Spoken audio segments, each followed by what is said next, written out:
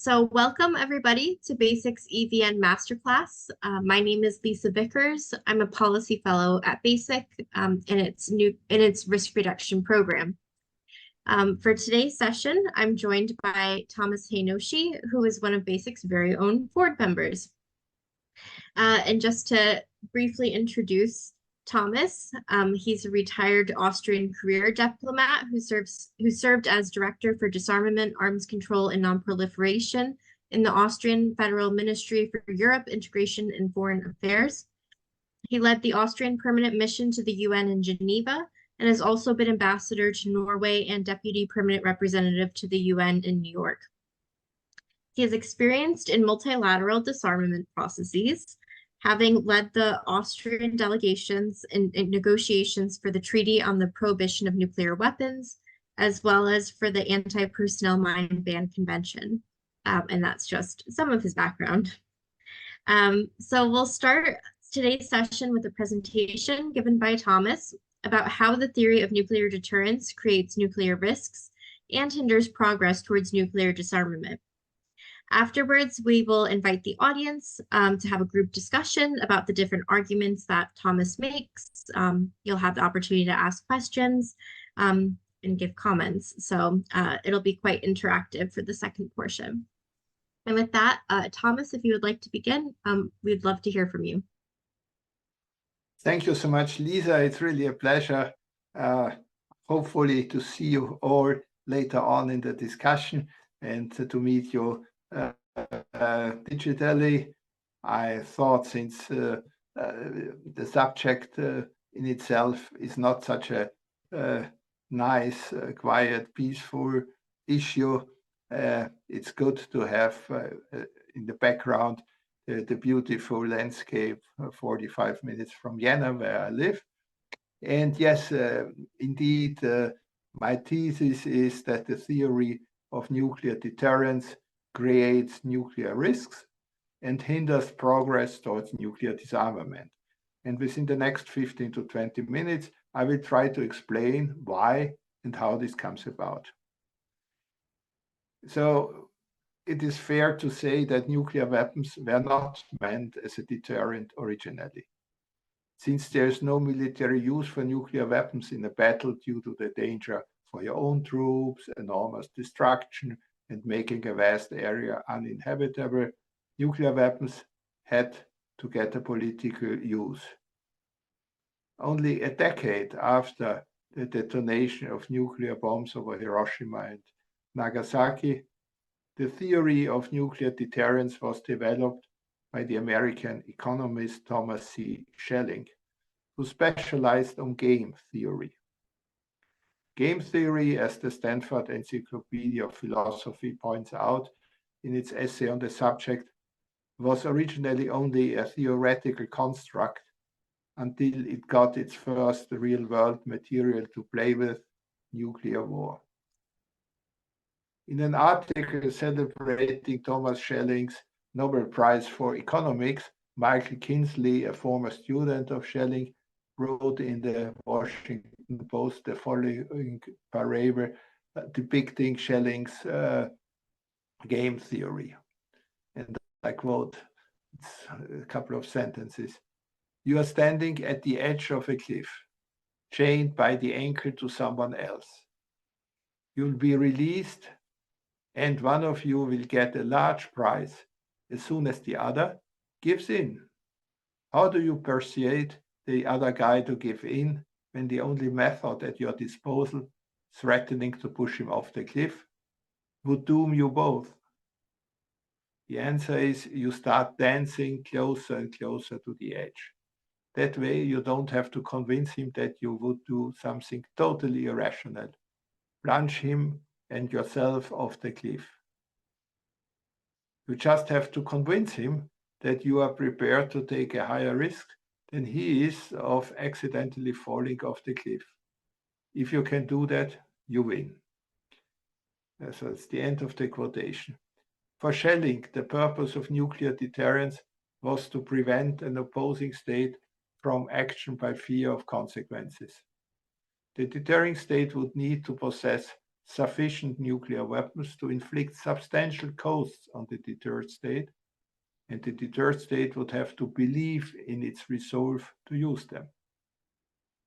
As a colleague of mine representing a nuclear weapon state once remarked to me, nuclear deterrence is based on the enormous humanitarian consequences of nuclear weapons use. Yeah, the threat must be very grave, otherwise the theory would not work. The belief in its resolve rests on the credibility that the threat would be implemented, that nuclear weapons doubtlessly would be used. When the opponent thinks that the threat is just a bluff, he will not give in. That means that the misunderstanding concerning the seriousness of the threat would make the threat useless and show that the theory does not work in the real world. Or the deterring state would have to undertake a substantial nuclear attack. When the theory of nuclear deterrence fails, it does so dramatically. As you see, the theory of nuclear deterrence totally rests on nuclear risk. On one hand, it requires a huge arsenal of nuclear weapons that would leave enough capacity after a first strike by the enemy to launch a decapitating second strike. And on the other hand, it necessitates firm readiness to eliminate millions of people. Schelling always made a point that such a second strike would be directed against population centers, not against military installations. The proponents of the theory of nuclear deterrence bank on the assumption that the threat alone would suffice, and that nuclear weapons would never have to be used, since both sides would behave rationally. In view of the tremendous destruction caused by nuclear weapons, using them would be irrational behavior. If this would always apply, the threat with nuclear weapons would not be credible. The notion of credible nuclear first strike and counter-strike becomes largely irrelevant, bearing in mind that devastating effects like mid and longer-term atmospheric, climate, and food security consequences. Winning a nuclear conflict in the classical understanding of victory in a military conflict is impossible. Deterrence based on nuclear weapons rests not only on the readiness to inflict mass destruction on a global scale, but also on the readiness to commit, with full awareness, to an essentially suicidal course of action. The threat is either credible, which requires, in light of recent scientific evidence, readiness to act suicidally, and hence entirely irrationally, or incredible, since rational analysis cannot lead to the conclusion of risking the use of nuclear weapons. Kissinger has argued that, and I quote him, the classical notion of deterrence was that there was some consequences before which aggressors and evildoers would recoil. In a world of suicide bombers, that calculation doesn't operate in any comparable way, unquote. But we do not even have to introduce suicide bombers into the equation.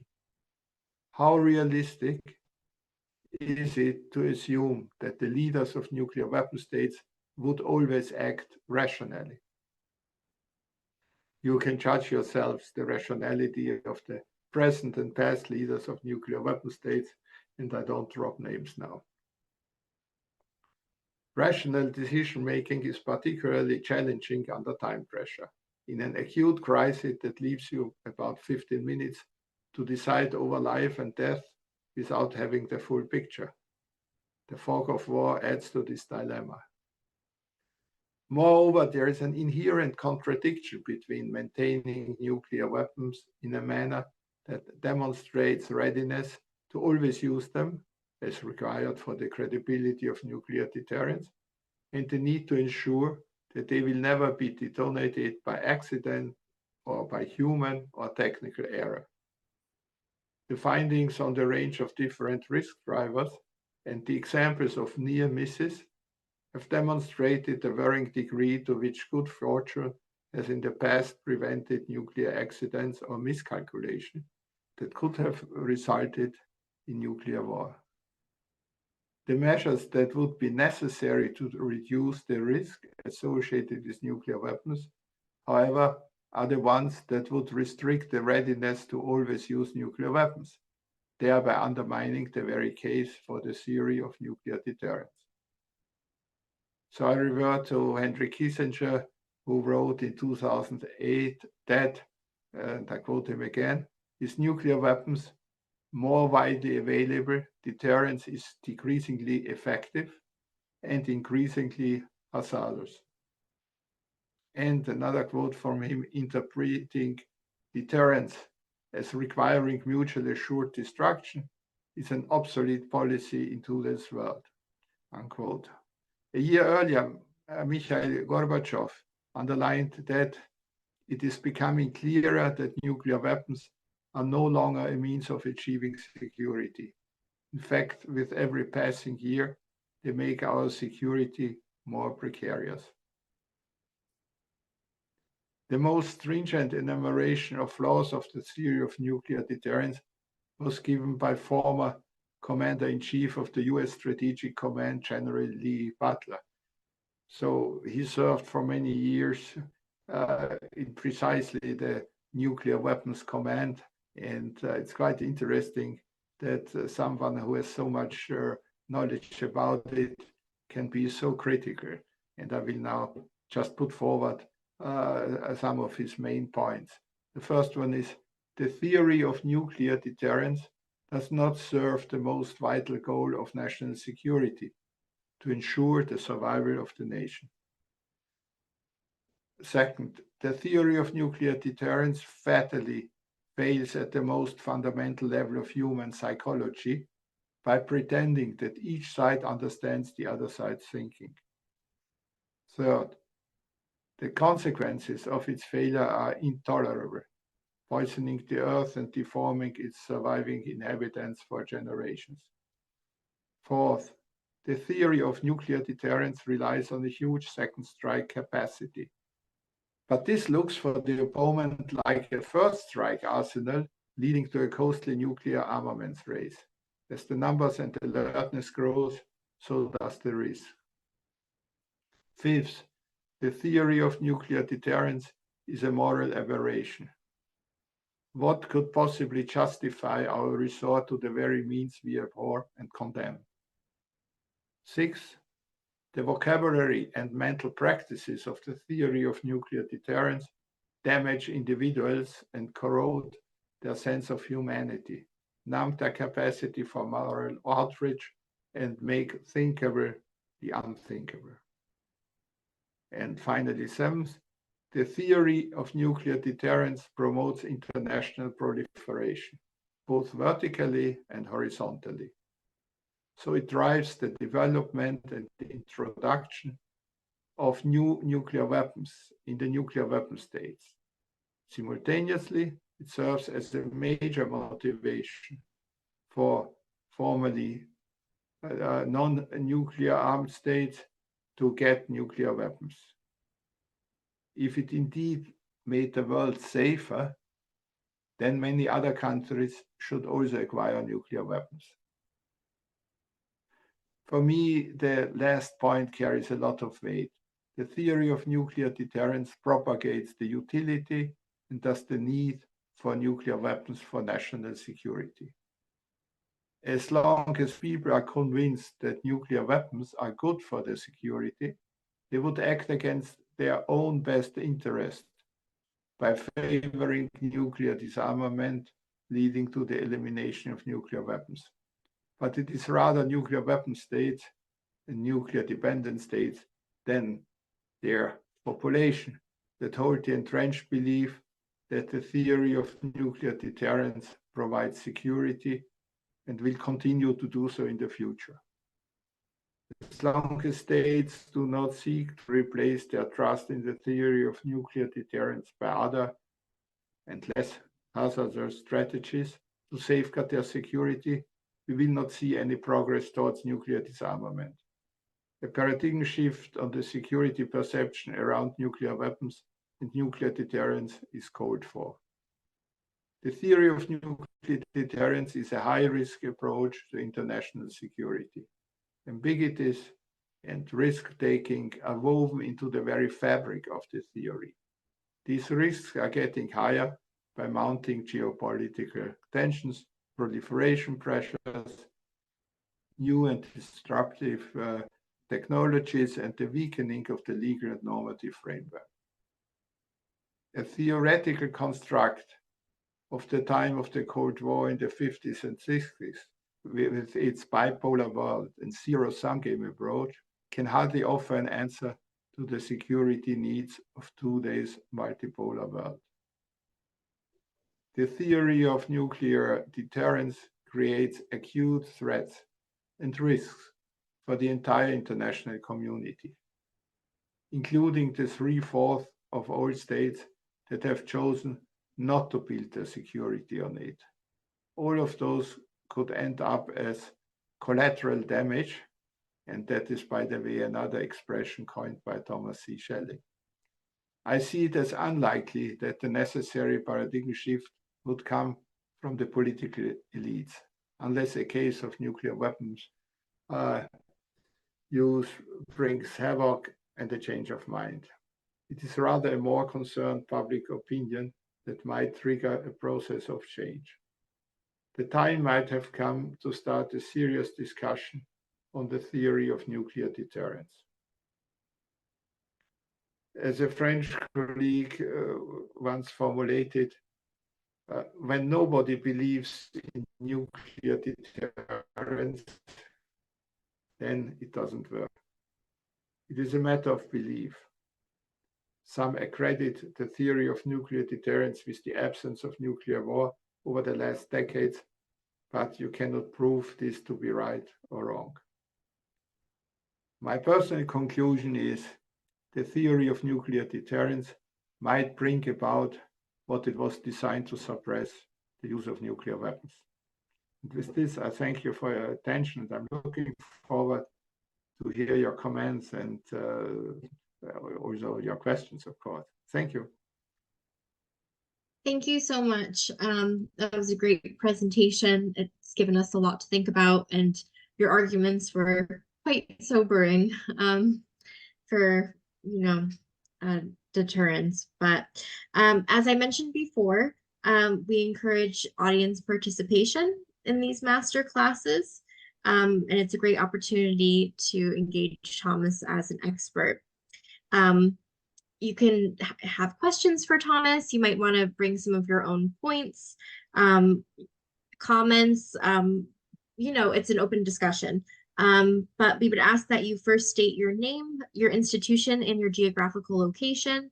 If you'd like to speak, if you would please raise your hand, I could call on you. If you can't speak, or you don't feel comfortable speaking, you can also write a comment in the meeting chat and I can read it out as well. So is there anybody who would like to get us started?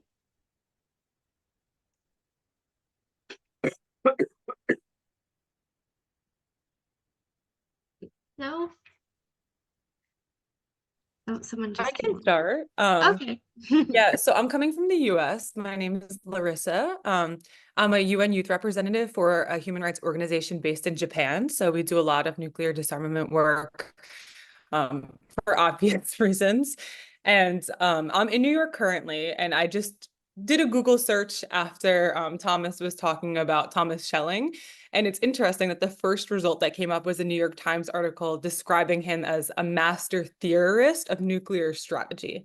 And I just wanted to get this conversation going by saying, like, this is how these sorts of people are described in the US. Like, they're really seen as like strategists and like heroes almost. And we're so much taught the history in this way that like these are the people at the very top who are strategizing things that is like best for our country and best for the world, as opposed to like the reality. These are just like war criminals, honestly, who are strategizing for destruction.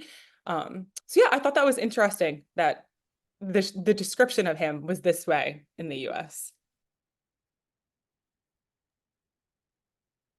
Yeah, definitely. Thomas, do you have any thoughts on that? Yeah.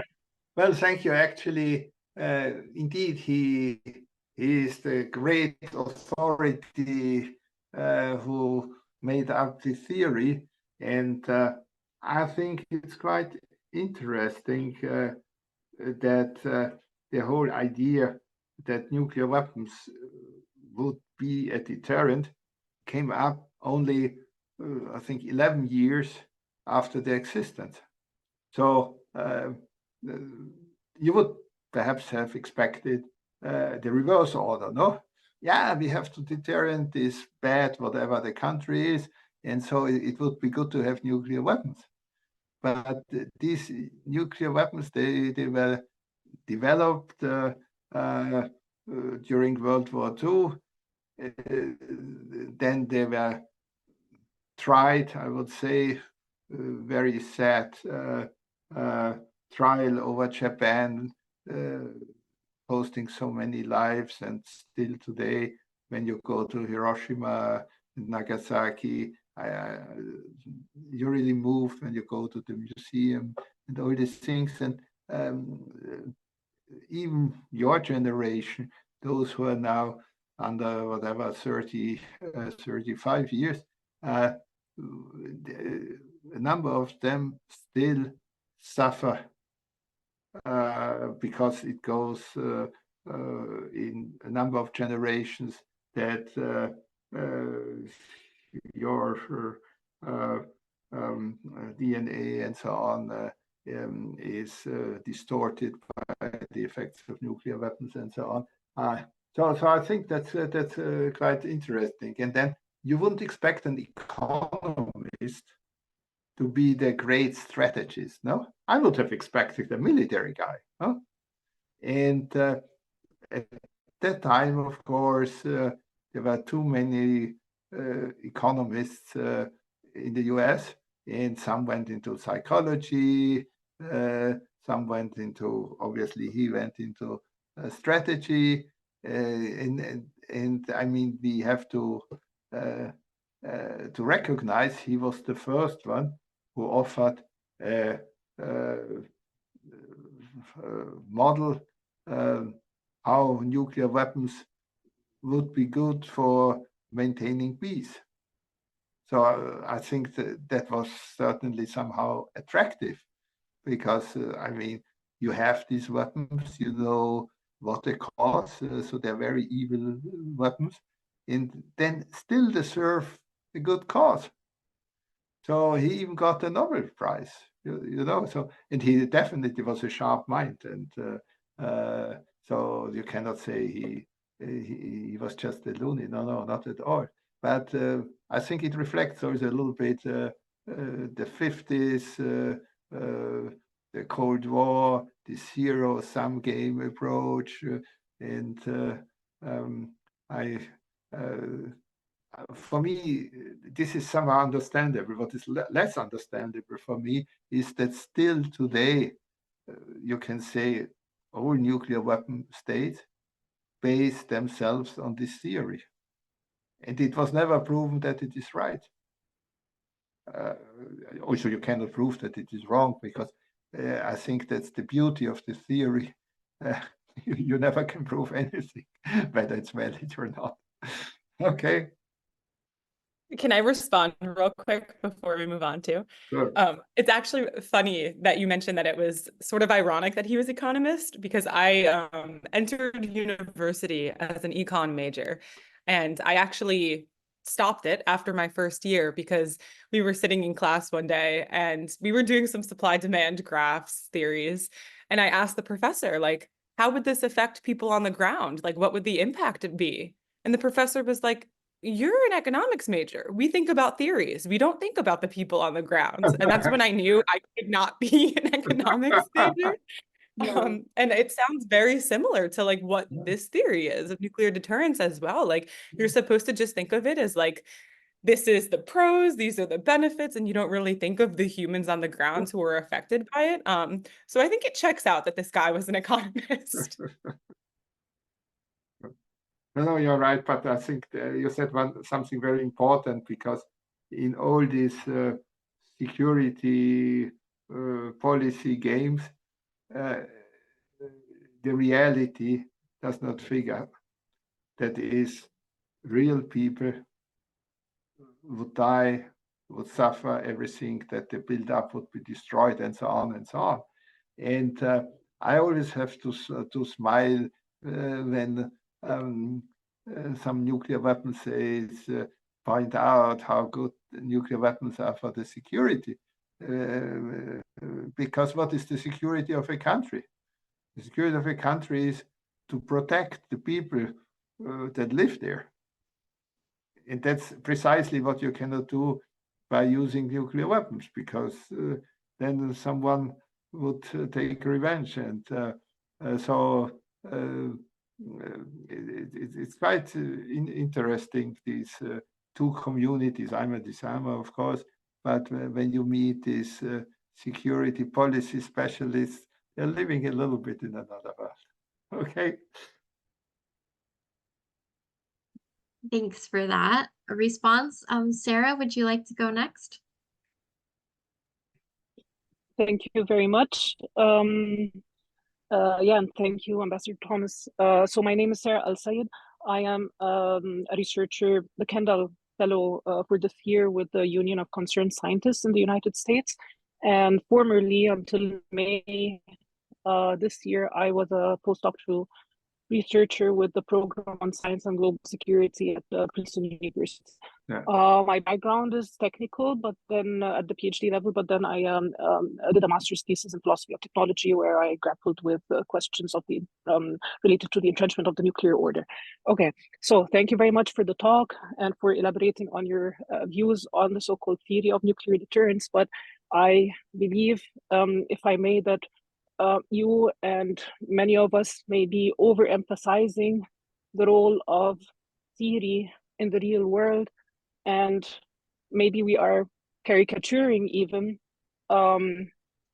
deterrence as a practice, maybe primarily a practice, essentially a practice, but we are caricaturing deterrence when we refer to it as, well, it's just a theory, it's just a construct, one has to believe in this theory for it to work. And I believe that maybe this approach, overemphasizing deterrence as a theory, may be appealing to academics, because, well, theory is the bread and butter.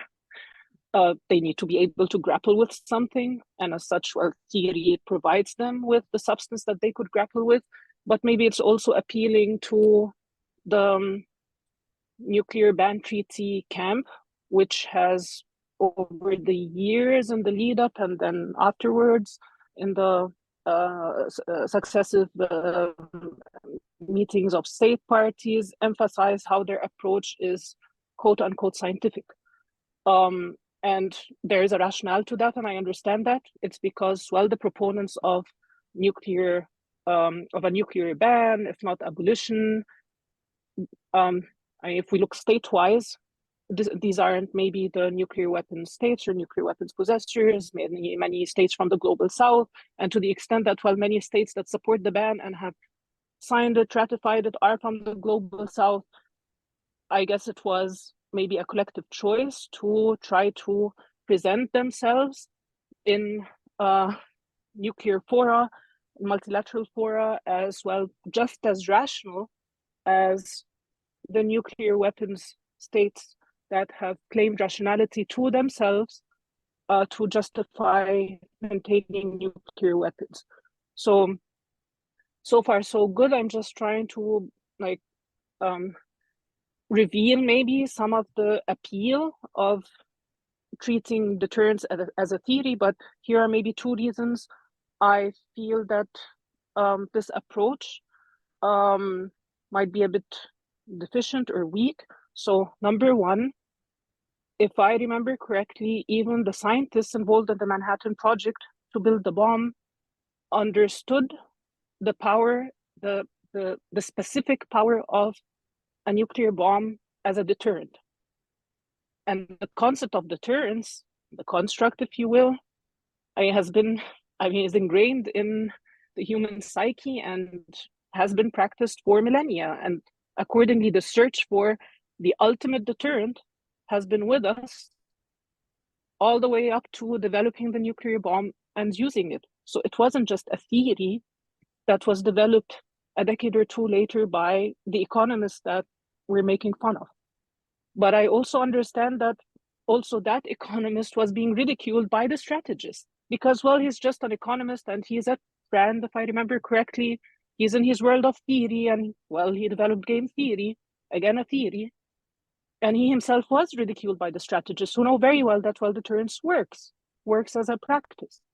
So that's number one, why I believe that the approach of trying to tear down, dismantle deterrence just because it's a theory is a bit weak, if not deficient. Now, the second reason is I believe that treating deterrence as a theory also obscures the role of the practices that uphold deterrence. So if I just restrict myself to the US context, deterrence theory might be just the justification that is put out to the public, if not the policymakers and legislators, to justify bureaucratic practices and bureaucratic motivations and bureaucratic rationales behind the scenes for just trying to maintain the status quo because it's just too expensive to change the status quo. Okay, so I just don't think it's healthy, even academically speaking, to undermine the role of, well, the military and its own rationales in trying to maintain an arsenal. Why is it 3 legs to the arsenal in the US? What I'm saying is, by engaging the argument that I'm trying to represent here, we are able to appreciate the wideness of a concept as rationality and be able to attribute rationality to practices all the way down to bureaucratic officials trying to just get through the day, making decisions that would sustain their livelihoods, if not the livelihoods of their direct communities where they set up the physical material underpinnings of the nuclear arsenal in our nuclear weapon states. Yeah, thank you very much. Sorry for rambling, but I'm really interested in hearing your point of view. Thank you, Sarah. Well, first of all, I think you're right. Deterrent has always existed. Therefore, I chose always to say the theory of nuclear deterrence to set it apart, because certainly conventional arms deterrence and so on, that's something that is, I think, beyond any doubt. Of course, with nuclear weapons, there are some particularities. It's really the dimension of what you're doing to people, to future generations, and so on. And therefore, I really believe any use of nuclear weapons would not be rational.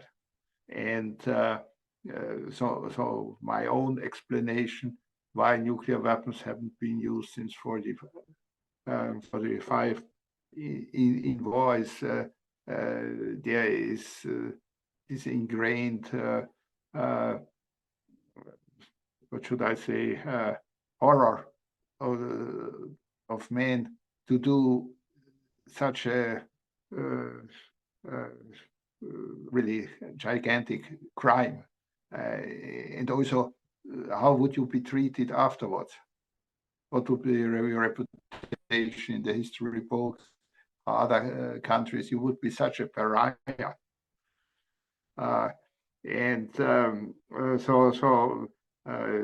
If you want, this comes a little bit close to some of the background of the theory, but I really believe that the theory as such is rather a pretext to maintain nuclear weapons. You said it would be too expensive to change the status quo. Well, sorry, on this I disagree. When you take the huge sums that, for example, the US, because the US is the most open country on the spending on nuclear weapons and so on, it would be much cheaper to disarm. Yeah, there's no question. I had a lot of contact over the years with you as you call them bureaucrats, I would say, my friends from the State Department, but also some officers, and you might be positively surprised how critical these real experts are towards the theory.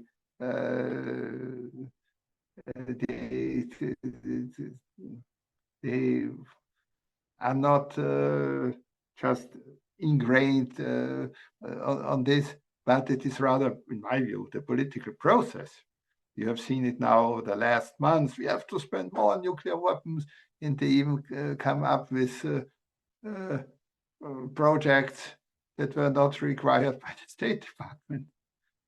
There's a lot of financial interest. There's a lot of local interest in certain states and so on to do this.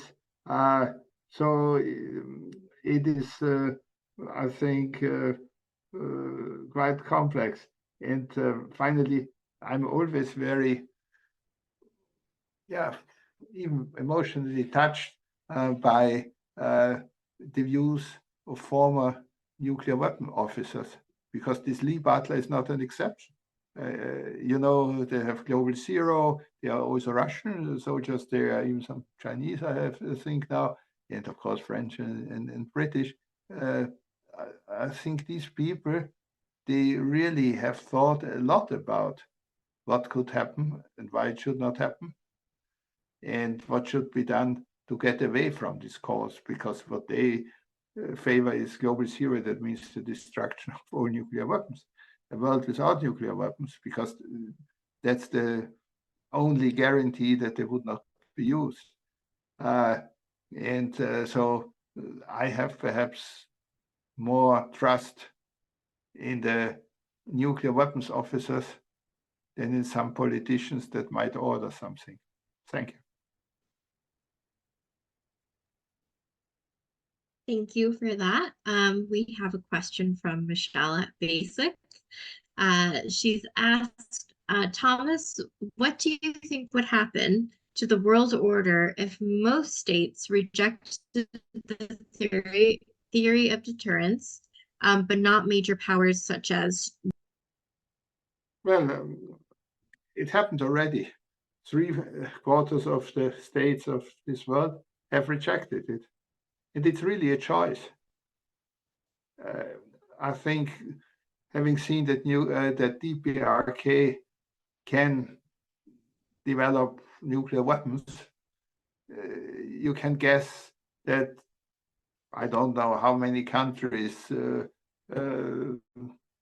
almost half of the countries that exist, could, if they go for it, get nuclear arms. Also this scientific background and so on, after all these years, I mean, it's not so impossible. So I think it is a choice. It's a choice of states. And you have even some states that had nuclear weapons or nuclear weapon programs. I mean, South Africa is a case in point. You can discuss now Kazakhstan. You can Ukraine, Belarus to a certain extent. But you have also countries like Brazil, Argentina, who had quite well advanced nuclear weapon programs. And then they decided, no, we don't go for that, because it doesn't serve our own interest. It doesn't serve our security. And so I think it's a little bit distorting. We living in the Western world always want to see that this would be the normal. No, it's a minority. And I think it's obvious that all those states that reject nuclear weapons had to get together someday, and that brought about the nuclear weapon ban treaty, because I mean they cannot take away the nuclear weapons from the arsenals of the nuclear armed states. But what they can do is they can put up this norm, and we have seen with other norms that they have a power and some influence even on countries that don't sign up to this. And it's just one step towards a little step towards a nuclear weapon-free zone. But it's a necessity to have this. You have it in the Chemical Weapons Convention, you have it in the Biological Weapons Convention, and even, for example, the US has said it in UN meetings and so on. At a certain stage, we will need such a legal norm. For them, it was too early because they said we would like to have it at the very last minute. But what we have seen with chemical weapons, you first have to have the prohibition, and then the destruction will start. It doesn't work the other way. So, but it's early days for the TPNW, and I think basically it has already brought about some political consequences, and yeah, on the legal front, of course, today it's pretty clear. Perhaps usually it's overseen that in the end, what environmental modifications are prohibited by this convention. The language is quite clear, because nuclear weapons would certainly alter the environment. So you have it in many facets. You have it in international humanitarian law and so on. But it was time to have it very clearly stated in the treaty, in the disarmament field, not importing it from some other field. Thank you. Thank you for that response. We'll go to Sarah Wheeler, and then I will read Larissa. I'll read out your question afterwards. Okay, thanks. I'm Sarah. I'm a PhD researcher at the University of Strathclyde in Scotland. And I think my question follows on quite nicely from what has just been discussed. So at the end of your presentation, Thomas, you were saying that you don't have a lot of hope in nuclear weapon states changing their mind and then changing their policies. So I'm wondering, what is the pathway towards change? Like, how do you or anyone else in the call envision this step towards giving up on nuclear deterrence as a practice and a theory? Mm-hmm. Yeah, well, I think I more or less pointed out that I see two pathways. One would be that by enlightenment of the people, because people don't love nuclear weapons, you know. And of course, in all the policy it presents how you put the question and so on. But most polls show that there's quite a substantial rejection of nuclear weapons. And when people would engage more, perhaps politicians then would follow what their voters want and so on, and there would be more readiness to move away from nuclear weapons. So that's my positive scenario. My negative scenario is, since there are real risks, when a nuclear weapon will detonate, be it by accident, error, by design, whatever. And this, of course, will have a huge impact, not only on the victims, but also on the rest of the world. So you remember perhaps when Fukushima, the power station, had the problem, the Germans decided to switch, to give up nuclear energy power stations. So I think something similar could happen. I hope it will not be a discourse because it would cost the life of millions of people. And I don't want us to become wiser that way. And then, of course, you know, our society, our technological development doesn't stop. Nuclear weapons are perhaps already today not, and will be even less tomorrow, the ultimate means in war. So that you don't need them in reality. And it's precisely this status-driven thinking, this theory of nuclear deterrence and so on. So just remember when crossbows were state-of-the-art weapons, quite influential people, including the Pope, campaigned for a prohibition of crossbows. And today, nobody's using crossbows anymore. So I think things will move on. Nuclear weapons are not modern weapons. Weapons of the 40s, of the 50s. We have more modern weapons, even state-of-the-art things are being created. The US has some conventional weapons that can are so precise and have so much impact that they can take out strategic objects and so on. So it's we will not continue to live forever in a world where nuclear weapons are the ultimate means of warfare. And they are not means of warfare. They cannot be used in war. They are means of political blackmail, like in the theory. For me, Ukraine is a very good case in point. No? First of all, the Russians attacked Ukraine, which showed that the deterrent effect of nuclear weapons was not there, because they could have guessed that the US will take sides and so on. Huh? You didn't have to be an insider to know this.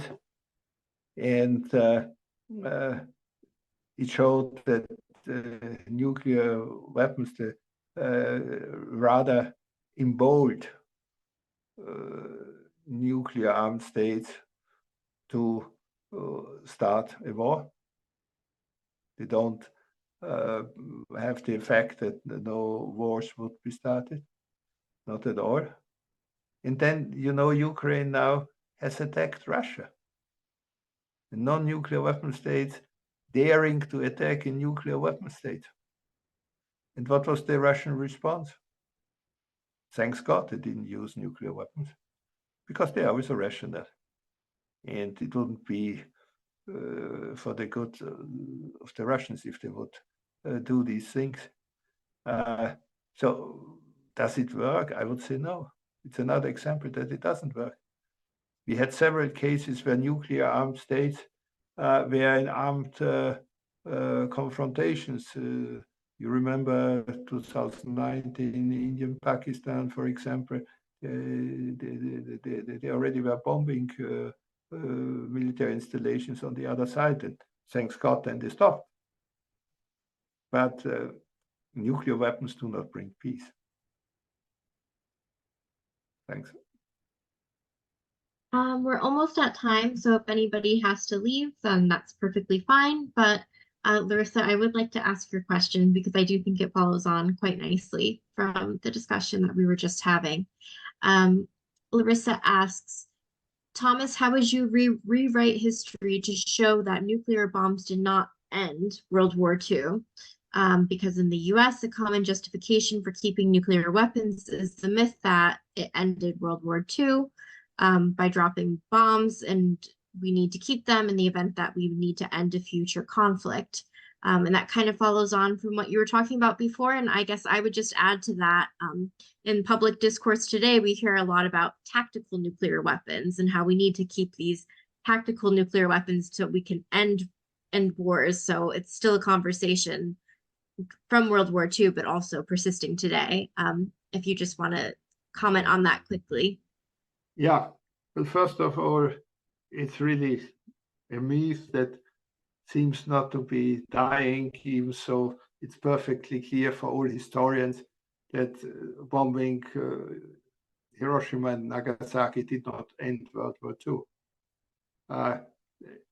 It is quite astonishing the lack of reaction of the leaders in Tokyo to the nuclear bombing. They were not impressed at all.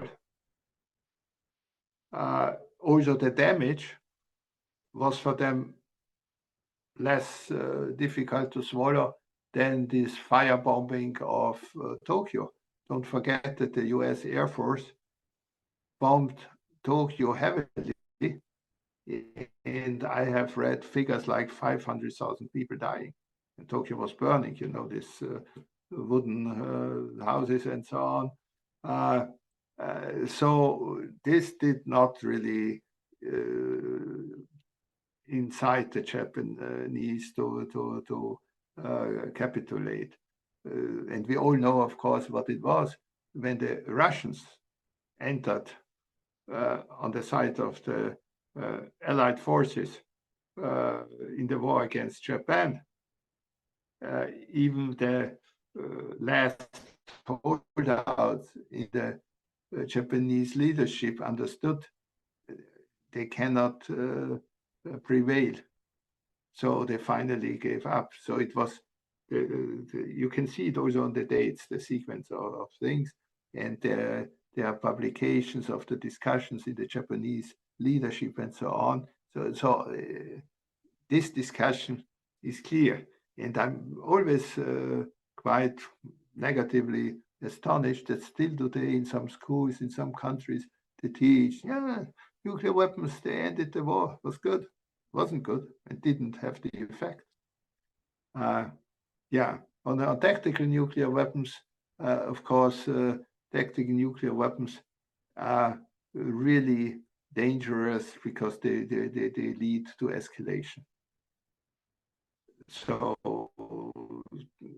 you cannot just have the use of a few tactical nuclear weapons on one side, and then the other side might also just a few. It escalates very quickly. And there had been scenarios played out on a very high level of the US leadership, military leadership. And unfortunately, in almost all the cases, it ended up that it would come to a full-scale nuclear war. So tactical nuclear weapons are extremely dangerous. And by the way, their military effect is not superior to what you can achieve by conventional weapons broadly. So thank you so much. I think our time is over. Thank you for the questions. Thank you for your interest. And well, stay involved. That's what we need. Thank you. Thank you, Thomas, for all of your insights and for your presentation and taking time to discuss with everybody. And thank you for our participants for asking questions and sharing different viewpoints. And thank you to those who are watching the recording. So our time ends here, but we hope to see you at the next EVN Masterclass. Thanks. Bye-bye. Thanks so much. Bye. Bye.